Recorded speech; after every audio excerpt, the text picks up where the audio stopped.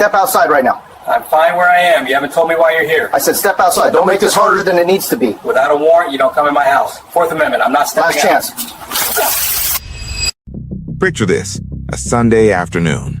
A retired police lieutenant standing in his own doorway wearing a gray hoodie, a loaded taser pointed at his chest by a cop young enough to be his son, and one decision, one moment of ego over training that would cost nearly $7 million and destroy a career forever. Now, before we get into how this all went down, I want to know, where are you watching this from? Drop your state or country in the comments below. And if you haven't hit that subscribe button yet, do it now. Stories like this need to be told. They need witnesses. They need you to spread the word. All right, let's get into it. Marcus Mac Reynolds was 62 years old that Sunday. 30 years he'd given to the department. Started as a beat cop in '85, worked his way up to lieutenant before retiring with full honors 3 years prior. The kind of cop other cops actually respected. Not because he was the toughest or the loudest, but because he knew the law inside and out. He'd written 3 chapters of the department's use of force manual, taught de-escalation tactics at the academy for 12 years, testified as an expert witness in over 40 cases. When Mac said something about police procedure, people listened. When he said you were doing it wrong, you were doing it wrong. That particular Sunday, Mac wasn't thinking about any of that. He was just a man in his house, wearing his favorite gray hoodie, the one with the stretched cuffs and the small bleach stain on the left sleeve his late wife had always complained about. He'd spent the morning bringing in groceries, then started sorting through old photographs in the hallway. Pictures of his 3 daughters, his 5 grandchildren, his wife, Patricia, gone 2 years now. Commendations and awards he'd never bothered to frame properly. The front door was cracked open maybe 6 inches. He'd propped it with his foot earlier while carrying in bags and just never closed it all the way. Brahms playing softly on the stereo. Sunday afternoon light coming through the windows, the smell of coffee still in the air. Mac was thinking about whether the hallway needed repainting before his oldest daughter visited next month. He wasn't thinking about work, wasn't in cop mode. He was just a grandfather in a hoodie, standing in his own house, deciding if eggshell white or cream would look better on the walls. Kyle Vance was 24 years old, 2 years on the force, and in those 24 months, he'd already accumulated 3 excessive force complaints and 2 formal reprimands for failure to follow protocol. Not that it had slowed him down any. The union rep had gotten him off each time. Aggressive policing, they called it. Proactive law enforcement. Kyle called it doing his job. He'd grown up on cop shows, the kind where the hero kicks in doors and doesn't take lip from anybody, where respect is commanded at gunpoint and questions get asked later. He joined the force right out of community college with a 2-year criminal justice degree and an attitude problem his training officers had noticed but never quite managed to correct. The problem with Kyle Vance was simple. He thought the badge made him untouchable, thought aggression was the same thing as authority, thought being feared was the same thing as being respected. That Sunday afternoon, Vance was on patrol in the Meadowbrook neighborhood. Nice area, tree-lined streets, houses with actual lawns and 2-car garages, the kind of place where nothing ever happens, which is exactly why Vance hated it. 6 hours into an 8-hour shift, and he hadn't written a single citation, hadn't made a single stop, just driving around in circles while the clock crawled. Then he saw it, 2847 Oakwood Drive, front door ajar, movement inside, and through that narrow opening, a figure in dark clothing. Vance's mind made the leap immediately. Open door, dark figure, nice neighborhood. Had to be a burglary in progress. Never mind that it was 2 in the afternoon. Never mind that there was no broken glass, no jimmied lock, no signs of forced entry. Never mind all of that.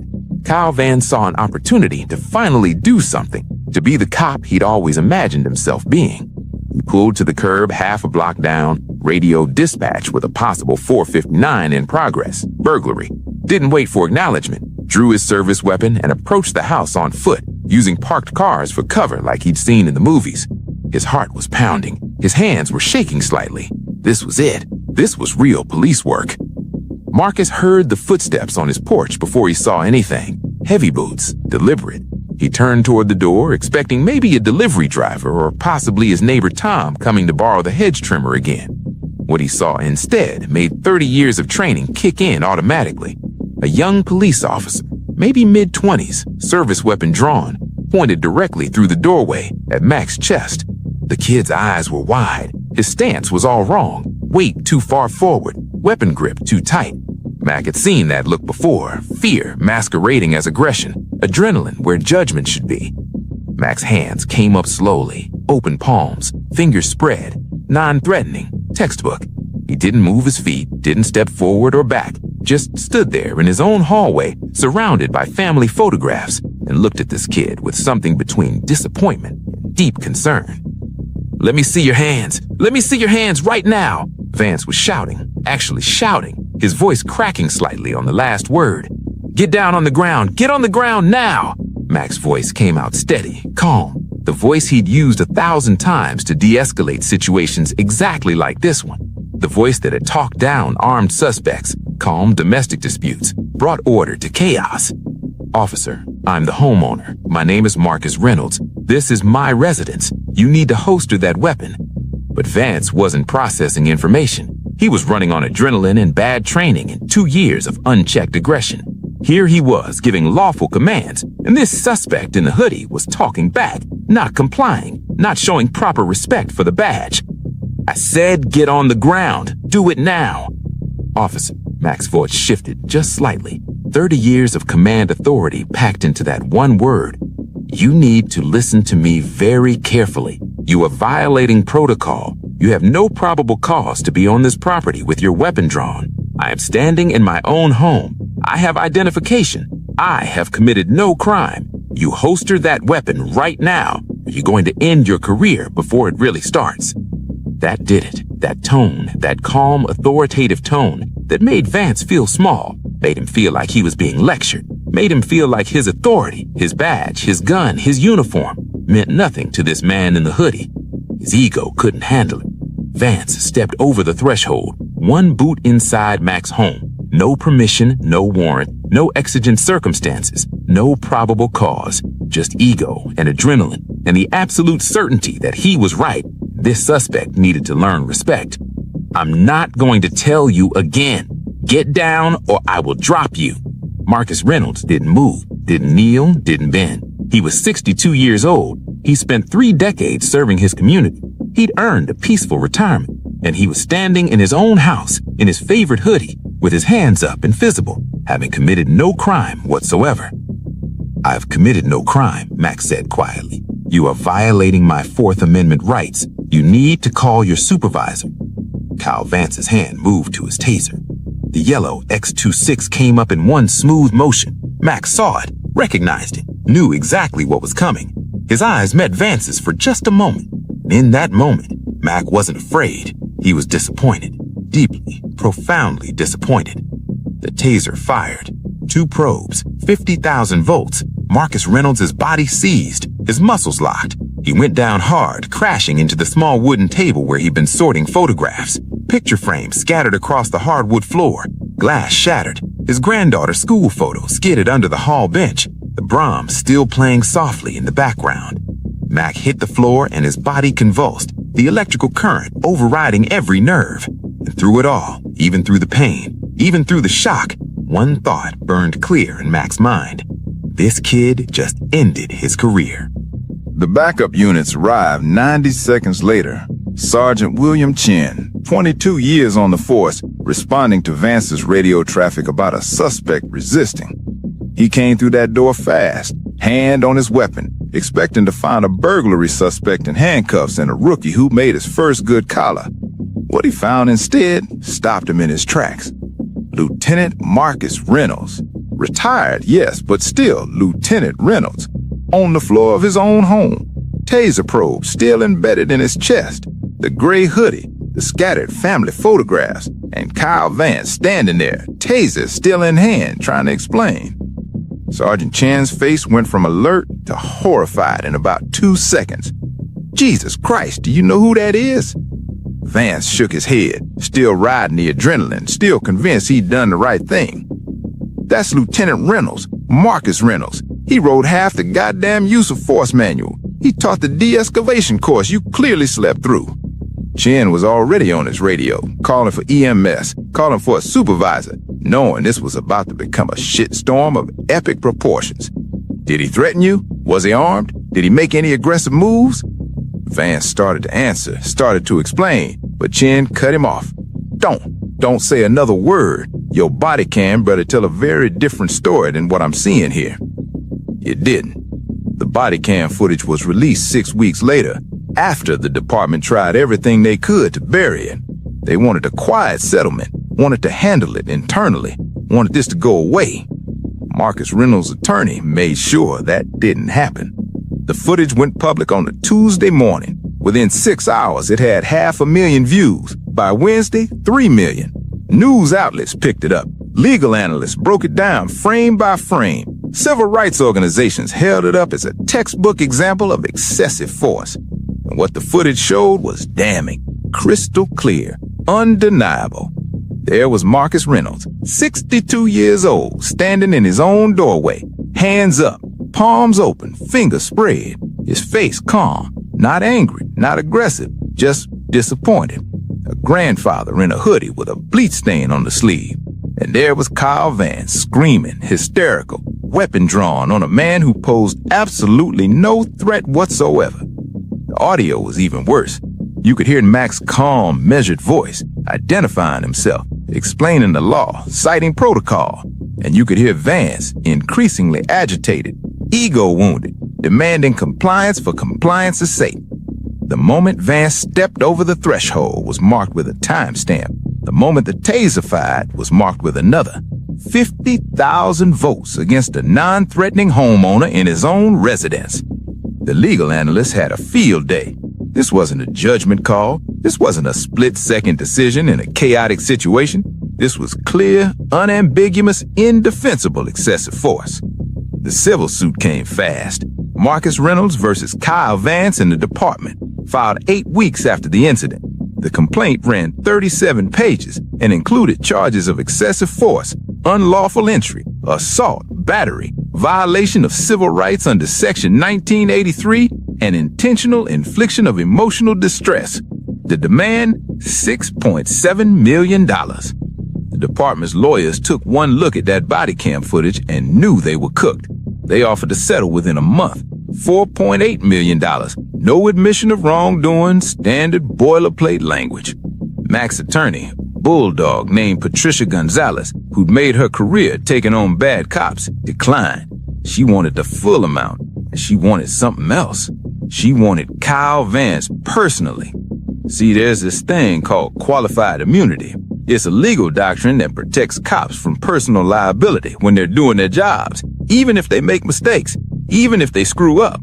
As long as they're operating within the general bounds of their authority, they're shielded. But qualified immunity has limits.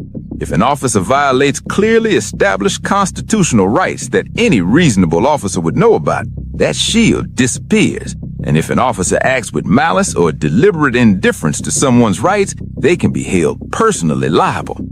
Patricia Gonzalez argued that Kyle Vance had done both. The trial lasted 8 days. The jury deliberated for 3 hours. They found for Marcus Reynolds on every count $6.7 million in compensatory and punitive damages. The department was on the hook for $5.2 million. Kyle Vance personally was liable for $1.5 million. But the judge went further. In a scathing written opinion that legal scholars would cite for years afterward, Judge Helen Martinez wrote, Officer Vance's actions demonstrated not merely negligence, but deliberate indifference to clearly established constitutional rights. The use of force against Mr. Reynolds was objectively unreasonable, legally indefensible, and represented a gross abuse of authority. Qualified immunity does not protect such conduct and was never intended to. She pierced his immunity, made him personally, individually liable. Kyle Vance lost everything. The department fired him within a week of the verdict. The state revoked his peace officer certification. He was barred from law enforcement not just in his state, but in 43 others through reciprocal agreements. The judgment followed him. His wages were garnished, his bank accounts levied. He filed for bankruptcy, but the judgment wasn't dischargeable. You can't bankrupt yourself out of willful and malicious conduct. He'd be paying it off for the next 30 years. Every paycheck, whatever job he managed to find, a portion would go to Marcus Reynolds for the rest of his working life. One decision, one moment of ego over training, One deployment of a taser against a man who posed absolutely no threat whatsoever, and an entire life derailed. Marcus Reynolds recovered, physically at least. The taser left no permanent damage, but the emotional and psychological scars took longer to heal. For months afterward, he'd tense up whenever he heard boots on his porch, had trouble sleeping, kept replaying that moment when the probes hit him, when he went down in his own hallway while Brahms played in the background. But Mac didn't let it break him, and he didn't waste a settlement. He used the money to establish the Marcus Reynolds Legal Defense Fund, a non-profit organization providing free legal representation to victims of police misconduct and racial profiling. He rented office space in the neighborhood where he had grown up, hired 3 full-time attorneys and a paralegal, set up a hotline. Within 6 months, they'd taken on 47 cases. Within a year, they'd won judgments or settlements in 31 of them. Police policies changed, officers were disciplined, some were fired, and victims who never thought they'd see justice got their day in court. Mac also went back to teaching, not at the police academy this time, but at community centers and churches and anywhere people would listen. He taught civilians about their rights, how to interact with police, what to do when an officer oversteps, how to document incidents, when to comply and when to stand firm.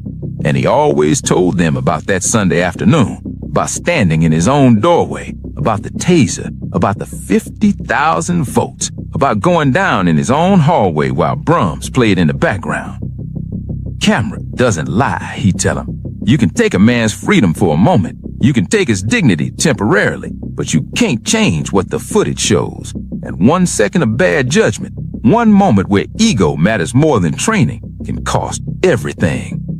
2 years after the incident, that Bodycam footage was being used in police academies across the country, not as an example of good policing, as a warning, as a cautionary tale, as a perfect illustration of what happens when training fails, when ego takes over, when a badge becomes a weapon instead of a symbol of service.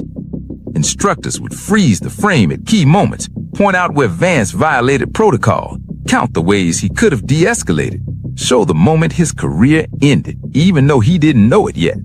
And they'd show Mac's face, calm, dignified, disappointed, but not afraid. A man standing in his own doorway with his hands up, having committed no crime, facing down a gun, then a taser with nothing but the quiet certainty that he was right and this officer was wrong. Kyle Vance thought he was enforcing the law that Sunday afternoon, thought he was a good cop, thought he was commanding respect. What he was really doing was throwing away his career, destroying his financial future, and becoming a permanent lesson in how badly things can go when ego and aggression replace training and judgment. 50,000 votes, 90 seconds of bad decisions, and a price tag of $6.7 million. The footage is still out there, still being watched, still being studied, still serving as evidence that the camera doesn't lie. Dignity matters, and there's no badge in the world big enough to protect you when you're fundamentally, irredeemably wrong. Marcus Reynolds is 64 now. He still lives in that house. The hallway's repainted, cream, not eggshell white. The photographs are back on the walls in new frames, and the door stays closed now. Always closed.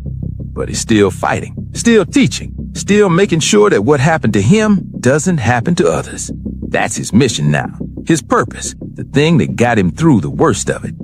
And Kyle Vance, last anyone heard, was working retail management in another state with a garnishment notice attached to every paycheck and 30 more years of payments ahead of him. One Sunday afternoon, one gray hoodie, one decision that changed 2 lives forever.